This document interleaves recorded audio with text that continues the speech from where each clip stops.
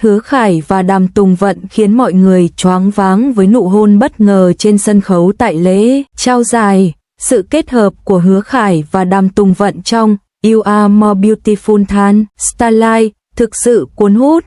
Cả hai có phản ứng hóa học tuyệt vời trên màn ảnh.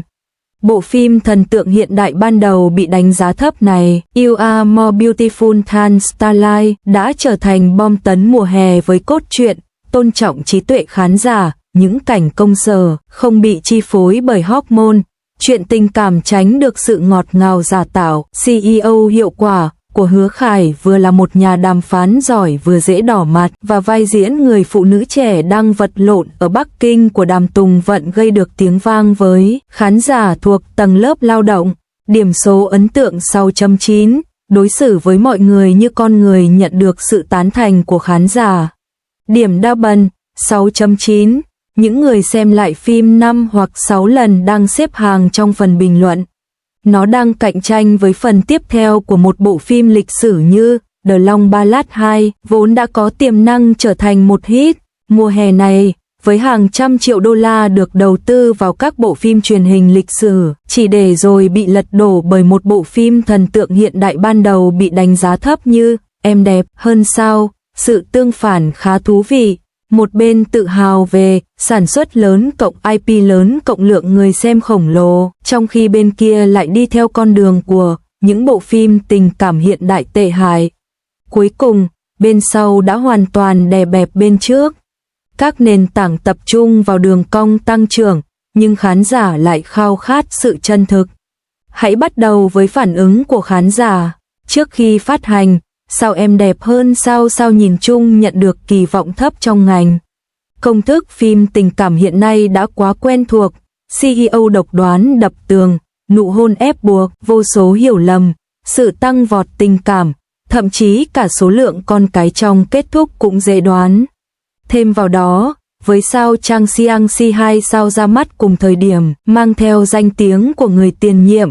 Về lý thuyết, bất kỳ ai khác cũng nên tránh nó trong cùng khung giờ. Nhưng sau khi ra mắt, số liệu thống kê đã giáng một cú tát vào mặt rating 6.9 trên Douban, đẩy sao Chang Xiang-si 2, bộ phim được hưởng lợi từ thành công của phần trước, xuống còn 6.6. Quan trọng hơn, lượng người xem không hề giảm, và số người xem lại cao đến mức khó tin, với một số bình luận, tôi đã xem 5 lần rồi, và tôi vẫn đang xem sau 8 lần xem. Trong thời đại mà video ngắn chiếm ưu thế, việc khiến người xem lại hàng chục tập không phải là để gây chú ý, mà là vì một điều hoàn toàn khác, tôn trọng trí thông minh của khán giả. Tại sao lại là tôn trọng? Hãy bắt đầu với vị CEO. Trong vài năm gần đây, nhân vật khó chịu nhất trong các bộ phim thần tượng trong nước chính là phiên bản lịch lãm của ông chủ, tóc vuốt ngược, vest, khuôn mặt căng thẳng như thể bạn đang nợ họ tiền, và điều đầu tiên họ nói là, ngươi dám, im miệng, cút đi. Họ không nhất thiết phải làm việc nhiều, nhưng lúc nào cũng bận rộn vênh váo trong văn phòng, ép buộc người ta hôn vào tường, như thể lợi nhuận của công ty phụ thuộc vào hormone vậy. Khán giả không xa lạ gì với môi trường làm việc thực tế. Nếu một ông chủ tỷ phú ngoài đời thực hành xử như vậy suốt ngày, công ty của họ hẳn đã phá sản từ lâu rồi. Vì vậy, khi You're More Beautiful Than Starlight cho chúng ta một vị CEO có năng lực, mọi người đều ngạc nhiên, hóa ra sự quyết đoán không nhất thiết phải dựa vào la hét, mà dựa vào khả năng phán đoán và thực thi. Vai diễn Han Tinh của Hứa Khải được cư dân mạng tóm gọn trong 3 từ, CEO hiệu quả. Hiệu quả nghĩa là gì? Điều này có nghĩa là bạn sẽ thấy anh ấy làm việc. Mặc vest không phải để trông ngầu, mà là để thể hiện quyền lực tại bàn đàm phán. Sự xuất hiện của anh ấy không phải để tạo ra khoảnh khắc cuồng nhiệt, mà là để giải thích rõ ràng các khoản đầu tư, dự án và báo cáo. Anh ấy không phải kiểu nhân vật hời hợt chỉ biết đẩy người ta vào tường bằng hai tay trống. Không, anh ấy là một doanh nhân, thể hiện sự chuyên nghiệp, điềm tĩnh và biết giữ chừng mực của một doanh nhân. Tình cảm của anh dành cho Di Sinh không phải là do định mệnh hay yêu từ cái nhìn đầu tiên. không phải vì anh tình cờ có mặt khi nữ chính vấp ngã, cũng không phải vì anh lập tức bị thu hút bởi vẻ hờn dỗi và ánh mắt sắc sảo của cô, mà là bởi vì qua quá trình hợp tác lâu dài, anh đã thấy được sự kiên cường của cô, khả năng đứng dậy sau khi bị vấp ngã ở nơi làm việc. Đó là kiểu người mà anh đầu tư vào, và tình cờ cũng là kiểu người anh yêu. Sự phát triển nhân vật này đã nâng tầm toàn bộ diễn xuất của Hứa Khải. Trước đây, anh thường đóng những nhân vật ngạo mạn và hướng ngoại, vẻ ngoài điển trai mang lại lợi thế cho anh, nhưng phong thái tổng thể lại thiếu sót, dễ dẫn đến những nhận xét như đẹp trai nhưng nông cạn. Lần này, cảm xúc của nam chính được kiềm chế hơn, sự tinh tế và kín đáo của anh ấy được thể hiện rõ ràng khi anh khoác áo choàng lên người Di Sinh đang ngủ, vành tay anh đỏ ửng trước khi anh che ô cho cô trong mưa. Anh phàn nàn rằng cô trông như một con chuột chết đuối, nhưng tay anh đã nghiêng ô về phía cô, khiến nửa người anh bị ướt. Kiểu thể hiện biết cách yêu này không dựa vào những nụ hôn mạnh bạo hay những lời thoại la hét, mà dựa vào những chi tiết nhỏ. Khán giả không cảm thấy khó xử khi xem, thay vào đó, họ mỉm cười hiểu ý. Các mối quan hệ trưởng thành không nhất thiết phải rối rắm như vậy. Giờ hãy nói về Đàm Tùng Vận. Sức mạnh của cô ấy chưa bao giờ nằm ở những bộ lọc chỉnh sửa quá mức, mà ở cảm xúc chân thật khiến bạn tin tưởng cô ấy. Lần này, cô vào vai Di Sinh, một phụ nữ trẻ điển hình đang chật vật kiếm sống ở Bắc Kinh, ngột ngạt bởi thế giới công việc, cạnh tranh khốc liệt, không muốn dành cả đời làm việc cho người khác. Cô nghiến răng chịu đựng và tự mình khởi nghiệp. Cô không có khí chất bất khả chiến bại của một nữ chính điển hình trong phim truyền hình, cũng không liên tục sử dụng siêu năng lực. Tất cả những gì họ có thể làm là chịu đựng thức trắng đêm làm việc với các bài thuyết trình, phải mỉm cười và làm hài lòng khách hàng ngay cả khi họ chỉ trích, và nuốt trọn nỗi ấm ức một mình ở nhà. Những chi tiết này không chỉ là khuôn mẫu kịch tính do biên kịch tưởng tượng ra, chúng là một bức tranh thu nhỏ về cuộc sống hàng ngày của vô số người lao động. Diễn xuất của Đàm Tùng Vận xuất sắc ở sự chân thực, không hề giả tạo. Cô ấy đã thể hiện hoàn hảo sự nhạy cảm, kiên cường và một chút dễ tổn thương của tầng lớp lao động. Bạn có thể thấy nỗi buồn thoáng qua trong mắt cô ấy khi bị từ chối, và bạn cũng có thể thấy sự quyết tâm ngoan cố của cô ấy để hoàn thành việc sửa đổi kế hoạch. Cảm giác đồng cảm không đến từ những lời bộc phát kịch tính, mà từ câu nói đơn giản, được rồi, chúng ta thử lại nhé.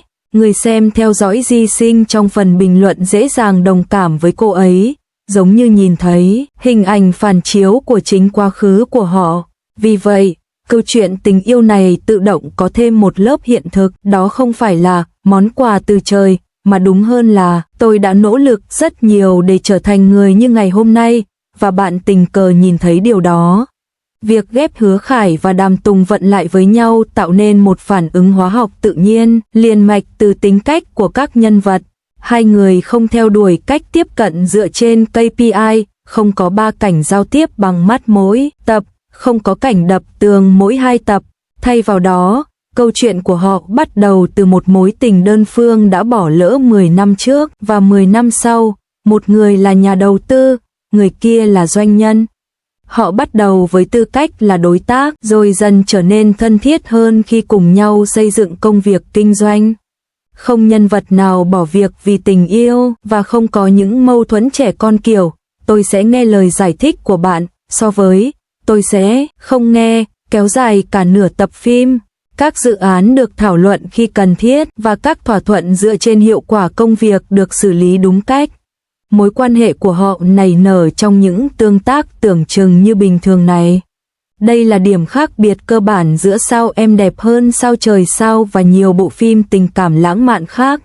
Nhiều bộ phim tình cảm lãng mạn trước đây thường đi theo logic kịch bản này, một cuộc gặp gỡ tình cờ trong tập đầu tiên, một sự hiểu lầm trong tập thứ 3, một ánh nhìn trìu mến với nhạc nền du dương trong tập thứ 5, tiếp theo là một vài tình tiết kịch tính để gây sốt trên mạng xã hội, đẩy khán giả đến kết luận, tôi hiểu rồi, tôi hiểu rồi. Vấn đề là, trong cuộc sống thực, ai cũng đã kiệt sức vì công việc. Tôi bị khách hàng làm phiền cả ngày, và tôi không muốn bị đối xử như một kẻ ngốc khi về nhà. Bạn muốn tôi xem phim truyền hình à? Không cần phải quá xuất sắc, nhưng cũng không được xúc phạm trí thông minh của tôi. Em đẹp hơn sao trời, đi theo một hướng khác, nó khắc họa tình yêu theo cách gần gũi với thực tế. Hai người trưởng thành, vừa kiếm tiền vừa hẹn hò, giúp đỡ lẫn nhau, cân nhắc những ưu điểm và nhược điểm trước khi quyết định ủng hộ nhau, thay vì hét lên, anh yêu em đến chết. Tất nhiên, cảm giác chắc chắn này chính xác là điều khán giả khao khát nhất hiện nay. Thế giới thực quá khó đoán. Hôm nay chúng ta không biết công ty có còn tồn tại vào ngày mai hay không, tháng này chúng ta không biết liệu tháng sau mình có nhận được tiền thưởng hay không. Mọi người luôn trong trạng thái căng thẳng, và khi xem phim truyền hình, họ không muốn bị đẩy đến bờ vực đau tim bởi những kích thích dữ dội. Vậy nên thể loại phim truyền hình kỹ thuật số này có thị trường riêng. Sau khi xem 2 tập, bạn đã biết cặp đôi sẽ không chia tay một cách bi lụy, bạn biết nam chính sẽ không đột nhiên trở nên tồi tệ, và bạn biết họ sẽ vượt qua mọi trở ngại gặp phải.